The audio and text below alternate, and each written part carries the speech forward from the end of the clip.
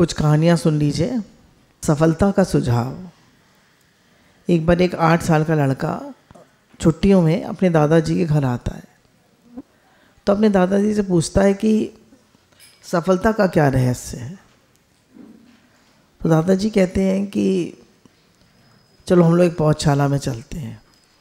और दादाजी उसको पौधशाला में ले जाते हैं और 2 पेड़ खरीदते हैं। एक से पेड़ एक ही हाइट के, एक ही हेल्थ के 2 खरीदते हैं। एक को तो घर में अंदर लगा देते हैं, जैसे घर में कभी कभी जगह होती है ना, घर के अंदर लगा देते हैं। और एक को बाहर लगा देते हैं, जैसे हमने बाहर लगा रखे हैं पेड़। फिर 4-5 साल बाद लड़का फिर आता है, 4-5 साल बाद नहीं आ पाता है, तो पीछे दादाजी उन पेड़ों की खूब केयर करते रहते हैं। जब 4-5 साल बाद आता है तो दादाजी से फिर कहता है कि दादाजी मैंने आपसे सफलता का सुझाव पूछा था, आपने तब बताया नहीं था। बोले अब बताता हूँ, चलो मेरे साथ। तो अंदर ले जाते हैं, तो वो जो पेड़ अंदर लगाया था वो काफ़ी बड़ा हो जाता है, काफ़ी स्वस्थ होता है, काफ़ी उसमें फूल फल फूल लग रहे होते हैं। तो कहते दादाजी मैंने कहा था ना कि इसको जानवर नहीं छेड़ेंगे, इसको आंधी तूफान नहीं सहन करना पड़ेगा, इसकी सब तरफ से सुरक्षित रहेगा, तो ये ज़्यादा अच्छा पनपेगा। दादाजी मुस्कुरा दिए थे। तो बोला देखिए दादाजी मेरी बात सही निकली ना। दादाजी फिर मुस्कुरा दिए। फिर वो बाहर चलते, बोले बाहर चलते हैं, चल। बाहर गए, बाहर देखो बड़ा विराट वृक्ष खड़ा था। तो उसने कहा दादाजी ये इतना बड़ा कैसे हो गया। दादाजी फिर मुस्कुराए। इतना बड़ा हो गया था कि उसके नीचे लोग बैठ के विश्राम कर रहे थे, देखो फल फूल लग रहे थे, चिड़ियाँ चहचहा रही थी। ये इतना बड़ा कैसे हो गया, उसने दादाजी से पूछा। तो दादाजी ने कहा देखो कठिनाइयों का सामना करने और अपने इनाम पुरस्कार भी तो होता है। कठिनाइयाँ सहन करने का, उनको फेस करने का अपना इनाम और पुरस्कार भी तो होता है ना। कुछ लोग होते हैं they want to play the safe part, and some people they face risk, they take risk, they face difficulties. बाहर वाले पेड़ के पास आज़ादी थी, वो अपनी जड़ें चाहें जितनी फैला दे और अपनी शाखाओं से आसमान को छू ले। उसके पास चॉइस थी, जड़ें कितनी भी फैला दे। जो पेड़ अंदर लगा है वो कितनी फैला सकता है जड़ें। हमारे आंगन में अमरूद का पेड़ लगा था, वो कितनी जड़ें फैला सकता था, और अब जो शाखाएं उसके आसमान से छू सकती हैं। बेटे इस बात को याद रखो कि तुम जो भी करोगे उसमें सफल होगे। यदि तुम जीवन भर सुरक्षित रास्ता पसंद करते हो तो तुम कभी उतनी उन्नति नहीं कर पाओगे जितनी तुम्हारी क्षमता है ना। अगर आप यू ऑलवेज प्ले सेफ तो उतनी उन्नति नहीं कर पाओगे जितनी तुम्हारी क्षमता है। लेकिन यदि तुम कठिनाइयों के बावजूद इस दुनिया का सामना करने के लिए तैयार रहते हो तो तुम्हारे लिए कोई भी लक्ष्य प्राप्त करना संभव नहीं। कठिनाइयों को फेस करके कुछ भी करने को तैयार हो तो तुम्हारे लिए कोई भी लक्ष्य प्राप्त करना संभव नहीं। तो हम लोगों की तरफ 2 तरह के लोग होते हैं। कुछ तो कठिनाइयाँ फेस नहीं करना चाहते, भाई मेरी तबीयत ठीक नहीं, मैं नहीं करूँगा, मेरे से नहीं होगा, ये बड़ा मुश्किल है, मैं नहीं करना चाहता। कोई नई चीज़ हम नहीं सीखना चाहते, मुश्किल है, डिफ़िकल्ट है, हमसे नहीं होगा। अब कितना सीखें, कर तो लिया अपनी ज़िंदगी भर, हमारे लिए भी ये अप्लाई करता है। हम अपना भजन करें, सही बात है, भजन हमारे लिए मेन है। तो वो क्या है, जो यंग लोग हैं उनको सब कुछ करना चाहिए। They can take risk also, they can learn, they can. वही रिस्क में दोनों चीज़ें होती है, सफलता भी होती है, असफलता भी होती है, दोनों चीज़ें होती हैं।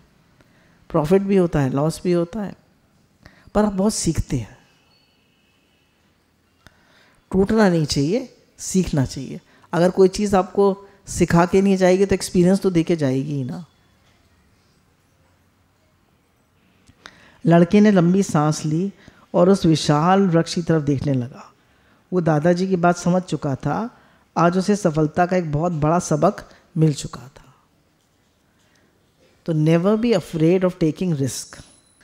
अब दूसरी स्टोरी है कि ज्ञान हमेशा झुक कर हासिल किया जा सकता है। ज्ञान, एक शिष्य गुरुजी के पास आता है, उसको सारे शास्त्र कंठस्थ थे, गीता, रामायण, भागवत, सारे उपनिषद सब कंठस्थ थे। तो पर उसको एक ज्ञान का असली फल है वो नहीं मिला था। असली फल क्या है ज्ञान का? आनंद, शांति और प्रेम। शास्त्र उसको सब कंठस्थ थे, पर ज्ञान का जो असली फल था, आनंद, शांति और प्रेम, वो नहीं मिला था उसे। गुरुजी के पास आता है।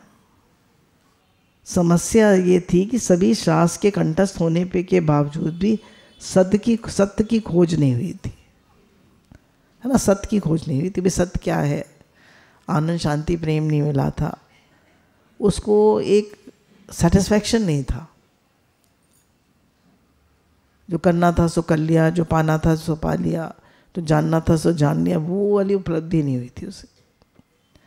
संयोग से गुरु मिल गए, वे उनकी शरण में पहुंचा। गुरु ने पंडित की तरफ देखा और कहा, तुम लाओ, तुम क्या क्या जानते हो, लिख के लाओ, तुम क्या क्या जानते हो। तो उसे लिख के लाने में 3 साल लग गए। 3 साल में वो ढेरों पोथी पत्रा भर के ले आया कि मैं तो ये भी जानता हूँ, ये भी जानता हूँ, ये भी जानता हूँ। गुरुजी ने कहा इतना वक्त तो नहीं मेरे पास इतना कुछ पढ़ने का, कुछ शॉर्ट करके लाओ। तो उसको 1 महीना लगा, 100 प्रश्न लिख के लाया। गुरुजी ने कहा भाई इतना भी नहीं है मेरे पास पढ़ने का टाइम। तो फिर 1 पेज लिख के लाया। फिर गुरुजी के जब आया अगली बार तो गुरुजी के बिल्कुल अंतिम क्षण थे। तो गुरुजी ने कहा देखो, तभी वो एकदम आया और गुरुजी ने कहा ये पढ़ने का मेरे पास टाइम नहीं है। तो फिर वो जल्दी से भाग के एक खाली कागज़ ले आया। तो गुरुजी ने कहा हाँ, अब तुम असली शिष्य बनने लायक हो। जब हम कुछ भी जानते हैं तो हम कुछ नहीं सीख पाते। जब हम गुरु के पास अपनी जानकारी, अपनी होशियारी, अपनी बुद्धि, अपनी मैं रख के आते हैं तो कुछ भी नहीं सीख पाते। ज्ञान प्राप्ति का प्रमुख स्रोत है, उसे मतलब कोरी स्लेट बनकर आना हो पड़ता है। पंडित बनने से गुरु नहीं मिलते, क्योंकि हमारी बुद्धि है ना, तो हमारा मन और बुद्धि, यही तो मन ही तो संसार है, और बुद्धि हमको विद्या का अहंकार लाती है। तो ये दोनों हमें आगे नहीं बढ़ने देते। तो गुरु के पास कैसे जाना चाहिए? खाली होके। खाली इंदो भरजी बिंदो। कुछ भी जानकारी, कुछ भी होशियारी, कुछ भी हम तो बहुत जानते हैं, हम तो बहुत होशियार हैं, तो हम गुरु के पास दहन और सहनशीलता से नम्र होके ज़ीरो होके आना पड़ता है। जो ज़ीरो होता है उसके बाद कितने भी आगे मन लग सकते हैं। कहानी है एक गिलहरी की। एक गिलहरी थी, वो अपना काम बड़ी मेहनत से करती और ईमानदारी से करती थी। गिलहरी जो थी ज़रूरत से ज़्यादा काम करके भी खूब खुश थी, लेकिन उसके मालिक जंगल के राजा शेर ने उसे 10 बोरी अखरोट देने का वादा कर रखा था। 10 बोरी अखरोट। अब गिलहरी काम करते करते थक जाती तो सोचती थी थोड़ा आराम कर लूं। वैसे ही उसे याद आता कि 10 बोरी अखरोट देंगे, तो फिर काम में लग जाती। गिलहरी से दूसरी गिलहरियों को खेलते देखती तो उसकी इच्छा होती मैं भी खेलूं, पर फिर उसे 10 बोरी अखरोट याद आ जाते। वो ज़िंदगी भर बेचारी ना कभी खेली, ना कभी उसने एंजॉय किया, ना कभी सत्संग में गई, कुछ नहीं करा। अब जब राजा, जंगल का राजा था, बूढ़ा हो चला था, तो उसने, ईमानदार भी था राजा, तो उसने गिलहरी को 10 बोरी अखरोट दे दी। अब गिलहरी उन अखरोटों को देखकर सोचने लगी कि ज़िंदगी भर तो मैंने मेहनत करी, अब तो मेरी हजम करने की और दांत भी मेरे घिस गए और हजम करने की शक्ति भी चली गई, अब मैं नया घुटनों का क्या करूं। मनुष्य अपनी इच्छाओं का त्याग करता है, पूरी जिंदगी नौकरी व्यापार धन कमाने में बिता देता है। 60 वर्ष की उम्र में जब वो सेवानिवृत्त होता है तो उसका जो फंड मिलता है या बैंक बैलेंस होता है उसे भोगने की क्षमता खो चुकता है। तब तक जनरेशन बदल चुकी होती है, परिवार को चलाने में वाले बच्चे आ जाते हैं। क्या इन बच्चों को इस बात का अंदाज़ा लग पाएगा कि इस फंड बैंक बैलेंस के लिए माता पिता ने कितनी इच्छाएं मारी होंगी, कितनी तकलीफ़ें सही होंगी? अंदाज लग पाता है बच्चों को? हमें पढ़ाने लिखाने के लिए कितनी मेहनत करी होगी, कितने सपने अधूरे रहे होंगे उनके अपने। क्या फ़ायदा ऐसे फंड का, बैंक बैलेंस का, जिसे पाने के लिए पूरी ज़िंदगी लग जाए और मानव उसका खुद सुख न ले पाए। धरती पर कोई धनी अभी तक पैदा नहीं हुआ जो बीते समय को खरीद सके। इसलिए हर पल खुश होकर जियो। इसलिए जो भी समय है उसे खुश होकर जियो। यंग बच्चे हैं सत्संग में आते हैं, कि बहुत कम सत्संग होते हैं इसमें यंग बच्चे भी आते हैं। तो ये हमारे गुरु जी की बड़ाई है कि वो यंग बच्चों को भी, इतने यंग बच्चों को भी अट्रैक्ट करते हैं। गुरु अट्रैक्ट, इंस्पायर्स एंड ट्रांसफॉर्म्स। इसलिए हर पल खुश रहना चाहिए और भगवान में व्यस्त होकर अपने जीवन को गुजारना चाहिए। व्यस्त रहो, मस्त रहो, सदैव प्रसन्न रहो, है ना। भगवान को याद करते रहो, भगवान को याद करते रहो, सदैव व्यस्त रहो, मस्त रहो, प्रसन्न रहो, भगवान को याद करते रहो। और जो प्राप्त है वो पर्याप्त है। देखिए, ऐसे अगर आप देखें तो झोपड़ी में भी लोग खुश हैं और महलों वाले भी खुश नहीं हैं। सदगुरु कबीर ने बड़े सरल व स्पष्ट शब्दों में कहा है, चींटी चोंच भर ले गई, नदी न घटिए नीर।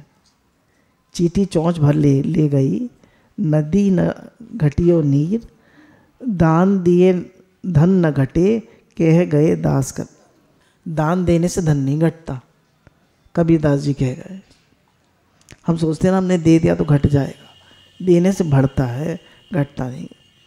कि एक बार एक व्यक्ति अपने घर से गेहूं लेकर निकला, रास्ते में उसे एक भिखारी मिला, तो उसने उसको एक दाना गेहूं का दे दिया। उसने भी कह दिया, उसको खूब आशीर्वाद दिया कि तुम्हें इसका कई गुना होके मिले। और गेहूं नहीं, ज्वार, तो उसने एक दाना उसको दे दिया। ज्वार बहुत छोटा छोटा होता है।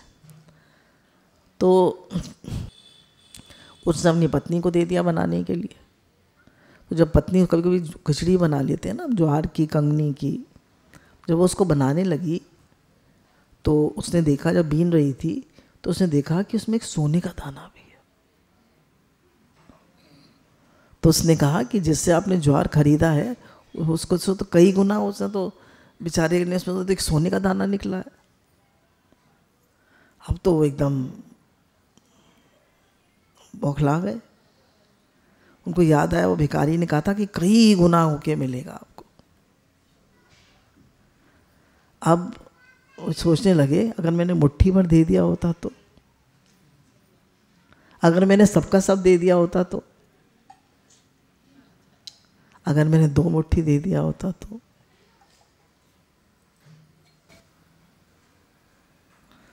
तो जब समय होता है तब हम नहीं देते।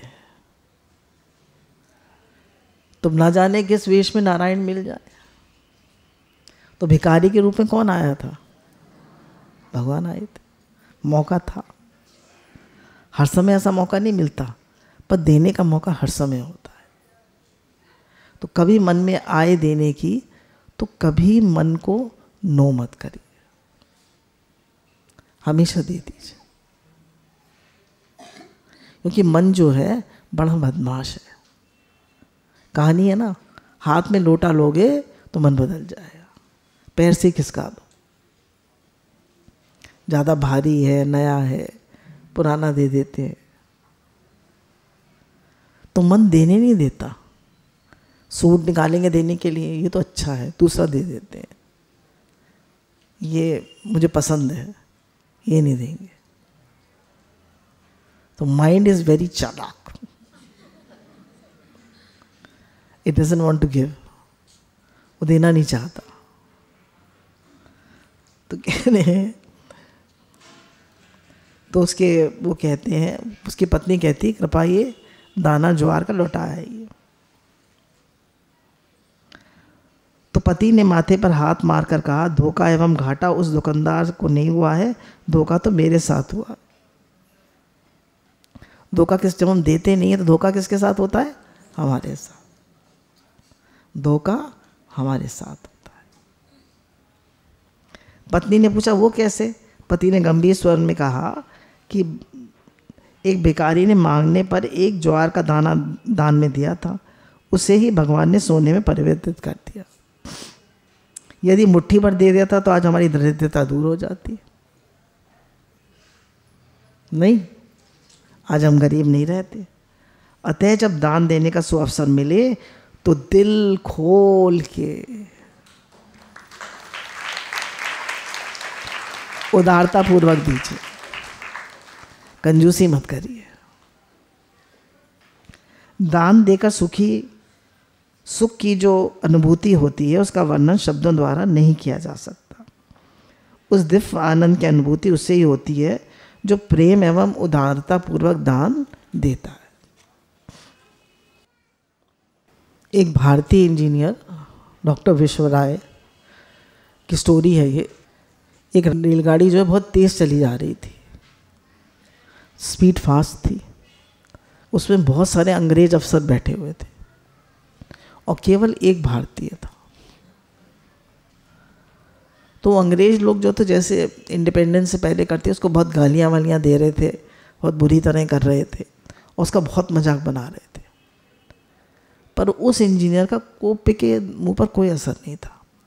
हमें कोई गालियाँ दे, कोई टेबल पे बोले, हमारा अपमान करे, हमें बुरी तरह करे तो क्या होता है? काफ़ी असर पड़ जाता है। कोई उसकी वेशभूषा पे हंस रहा था, कोई इतना गुस्से में था कि रेलगाड़ी के को कोसते हुए चिल्ला रहा था, उसने एक भारतीय को रेलगाड़ी में क्यों चढ़ने दिया, इसे डिब्बे से बाहर निकालो। लेकिन उस धोती कुर्ता, काले कोट और सिर पर पगड़ी वाले को कोई असर नहीं हुआ। वह शांत और गंभीरता से बैठा हुआ था, मानो सारे लोग बेकार बकवास कर रहे हैं। सब बेकार बकवास कर रहे हैं। रेलगाड़ी तेजी से चल रही थी। अंग्रेज उस भारतीय का मजाक उड़ा रहे थे, अपमान कर रहे थे। लेकिन निश्चित रूप से वह आदमी सीट से उठा और जोर से चिल्लाया, रेलगाड़ी रोको, और उसने चेन खींच दी। अब क्या हुआ? गार्ड भागता हुआ आया, बोला अरे आपका दिमाग खराब है, आप पागल हो गए हैं क्या? आपने गाड़ी क्यों रोकी? इससे पहले कि कोई अंग्रेज अफसर बोलता है, व्यक्ति बोल पड़ा, मैंने रोकी मिस्टर, मुझे पता है, पर अगर मैंने ट्रेन नहीं रोकी होती तो सैकड़ों लोग मर गए होते। तो उन्होंने कहा वो कैसे? उस व्यक्ति ने बात सुनकर सब जोर से हंसने लगे, पर वो बड़े विचलित हुए, बड़े आत्मविश्वास से बोला कि किसी ने थोड़ी दूर आगे पर दोनों पटरियां खोल दी हैं और अगर हमने ट्रेन रोकी नहीं होती तो ट्रेन डिसबैलेंस होकर गिर गई होती। तो उन्होंने कहा तुम्हें कैसे पता चला? तो बोला मैं इन लोगों की किसी की आवाज़ें नहीं सुन रहा था, मेरा ध्यान सिर्फ ट्रेन की वाइब्रेशन पे था। मैं किसी की बातें सुन ही नहीं रहा था। सोचियो कितना फोकस्ड होगा। तो उन्होंने कहा कि मैं ट्रेन की गति को देख रहा था, ट्रेन स्वाभाविक गति से चल रही थी, लेकिन अचानक पटरियों के कंपन ने उसकी गति में परिवर्तन आ गया, उसकी स्पीड थोड़ी स्लो हो गई। ट्रेन की वो खुली हुई थी ना पटरियाँ। मैंने महसूस किया, और ऐसा तब होता है जब कुछ दूरी पर पटरी टूटी हुई हो, इसलिए मैंने बिना एक पल गंवाए चेन खींचकर रोक दी। वहाँ खड़े गार्ड और अंग्रेजी दंग रह गए। गार्ड ने पूछा, इतनी तकनीकी ज्ञान, तुम कोई साधारण व्यक्ति तो नहीं लगते, अपने परिचय तो दो। उस व्यक्ति ने बड़ी शालीनता से उत्तर दिया, श्रीमान, मैं भारतीय इंजीनियर विश्व रॉय हूँ। पूरा नाम दिया हुआ है, मोक्ष गुंडम विश्व रॉय। तो देखिए कितना फोकस्ड होगा वो आदमी। हम अपने ऊपर लगाइए, हम दुनिया के लोगों के अपमान को, बातों का कितना असर होता है। हमारा फोकस किस पे रहना चाहिए? अब भगवान पर और अपने काम पे। Let people say what they say, we should be focused on what we are doing.